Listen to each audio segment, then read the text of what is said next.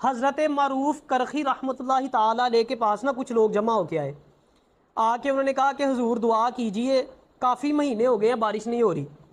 تو آپ نے نا ان لوگوں کو کہا کہ میری خانقاہ کے سامنے نا ایک دکاندار ہے، کریانے والا ہے، اس کے پاس جاؤ اور اسے جا کے کہو دعا کرے بارش ہو جائے گی. اچھا وہ محلے دار تھے، سارے لوگ بھی اس کریانے والے کو جانتے تھے. انہوں نے کہا حضور اس کے پاس جائیں. آپ نے فرمایا میں نے کہا ہے نا جاؤ، دعا قبول ہوگی اور بارش بھی ہوگی. خیر حکم تھا، چلے گئے. اس کے بعد جا کے اس تاجر کو کہا کہ بھی دعا کرو ہمارے لیے نا، بارش نہیں ہو رہی. اس نے کہا حضور کے پاس جا کے انہیں کہیں کہ حضرت صاحب کو وہ دعا کرے. انہوں نے کہا انہوں نے ہی تو آپ کے پاس بھیجا ہے.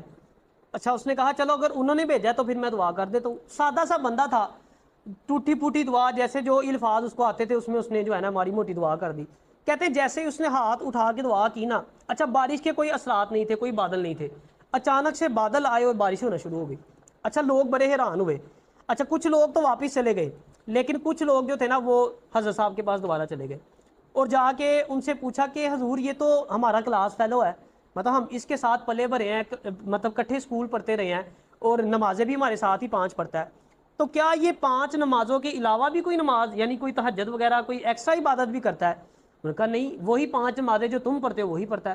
انہوں نے کہا پھر یہ کیا وجہ ہے کہ ہاتھ اٹھانے کی دیر تھی، کوئی بارش کے اثرات نہیں تھے، ایک دم بارش ہو گئی.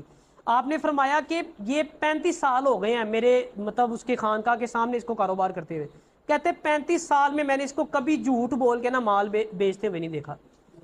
کہتے یہ 35 سال سے اللہ کی مان رہا ہے، تو جب یہ ہاتھ اٹھاتا ہے نا تو اللہ بھی اس کی مانتا ہے، اللہ بھی اس کو کبھی موڑتا نہیں ہے.